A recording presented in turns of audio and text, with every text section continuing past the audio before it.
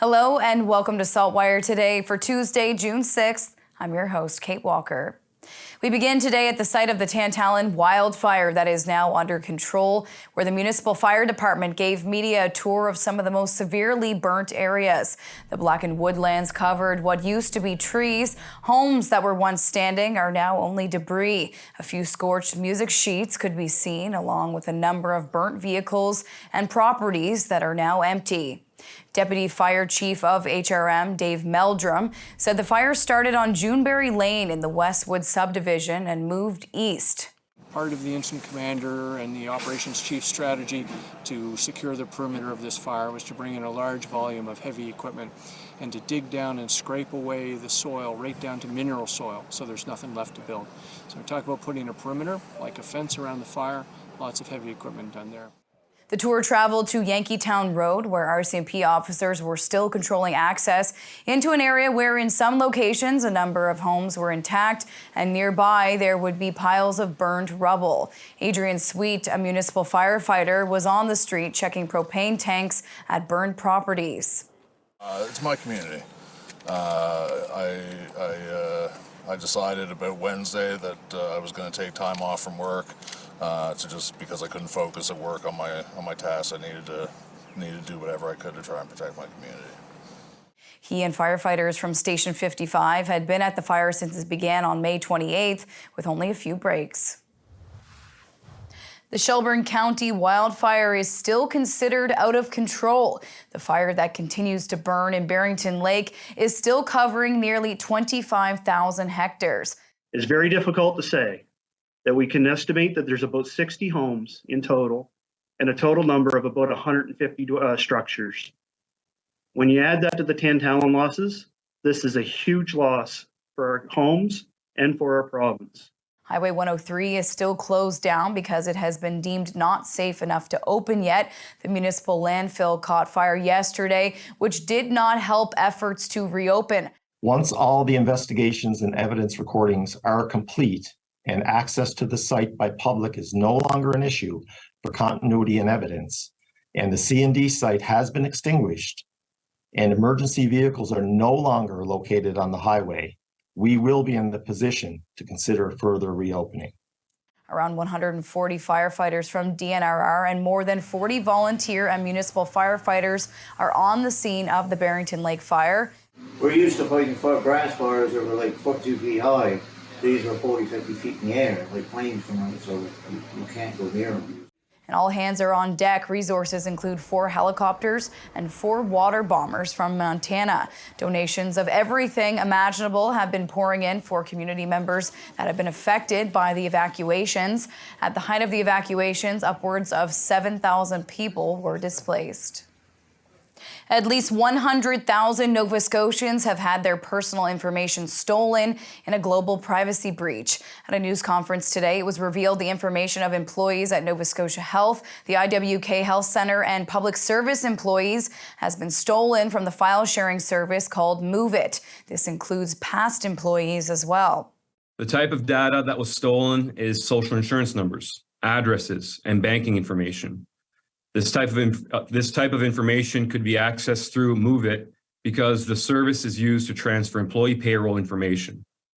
People who have been affected will be contacted in the coming days and weeks. Those identified are asked to watch their banking transactions for suspicious activity. The province will be offering credit monitoring services to those impacted.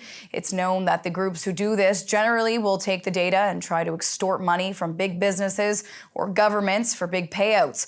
Nova Scotia has not received any ransom notes thus far. Video that has surfaced online shows the concerning state of a construction site when windows fell from a high-rise during a windstorm last night.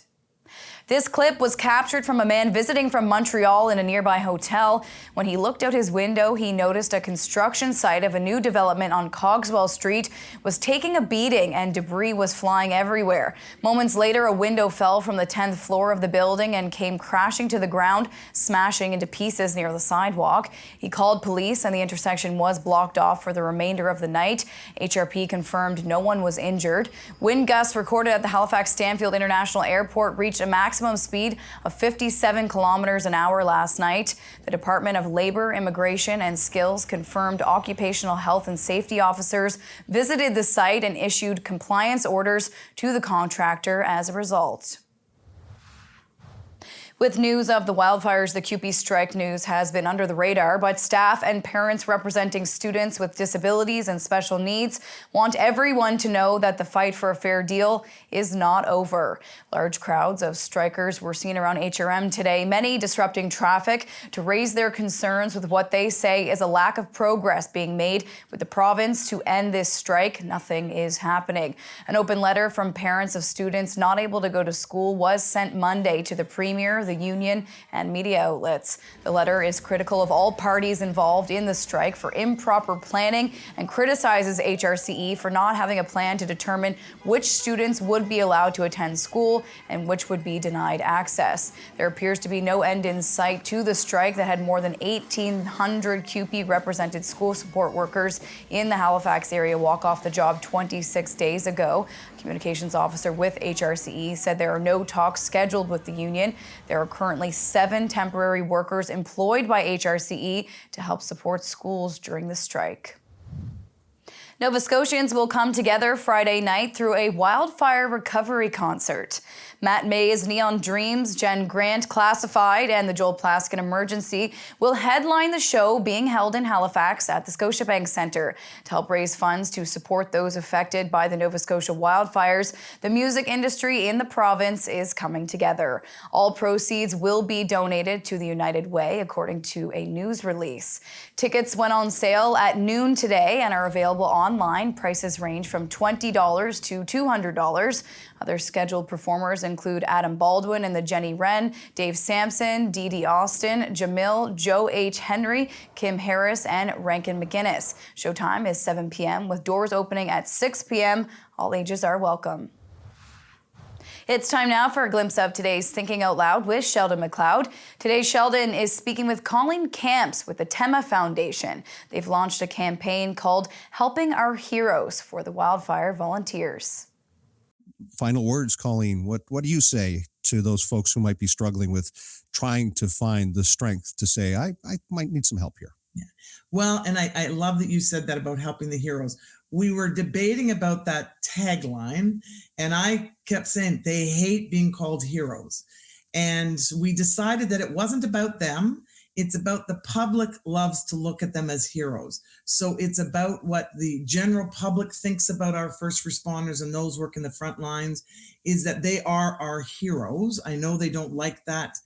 I had a great conversation with a firefighter yesterday, and he talked about, he said, Colleen, we're a bunch of alpha, he said males. He goes, so we don't tend to, ask for things or seek out things. And I said, but now's the time we got to change that. And he said, absolutely. And we've been talking about that on the front lines. And so my hope is that, we start to make a difference so that people can see that it's okay not to be okay sometimes. And it's okay to ask for help. And there's lots of people around that want to help. So it's just let it. And the more we can help them, the stronger they're going to be for the work that they do for us every day. And for Sheldon's full conversation, head to the opinion section of SaltWire.com. Time now for the Atlantic Sports Wire, presented by Scott's Choirs. The Halifax Dockers Aussie Rules Football Club held their team day recently, a time to reconnect, have some camaraderie, team building, and it was also the unveiling of their new singlet celebrating their 10th anniversary.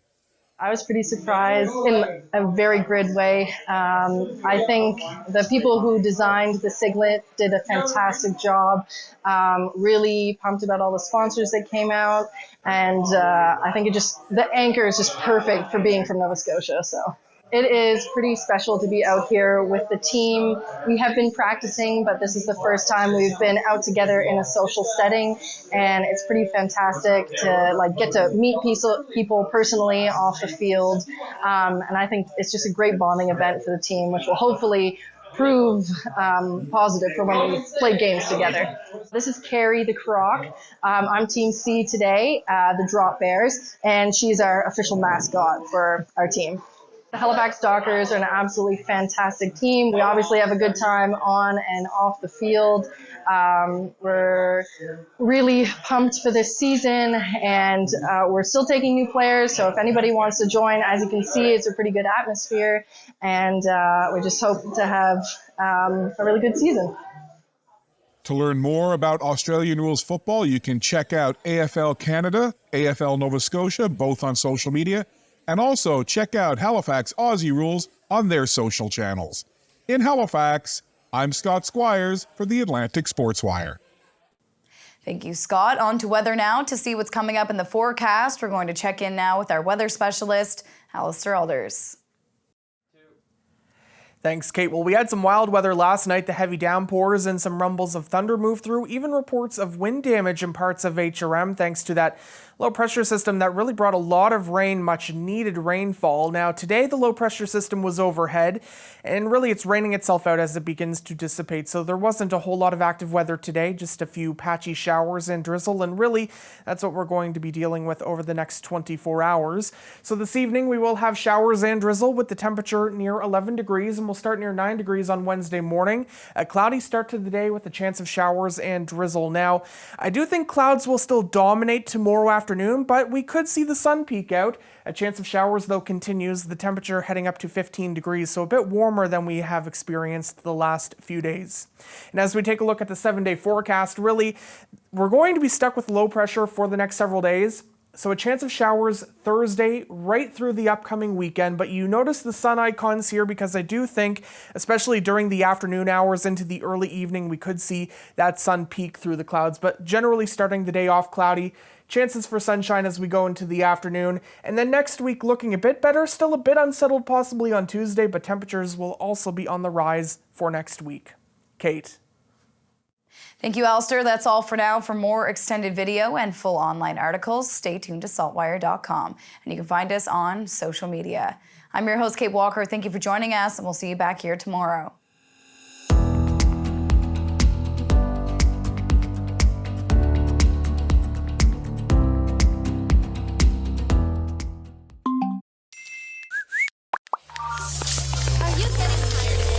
Turn off the noise.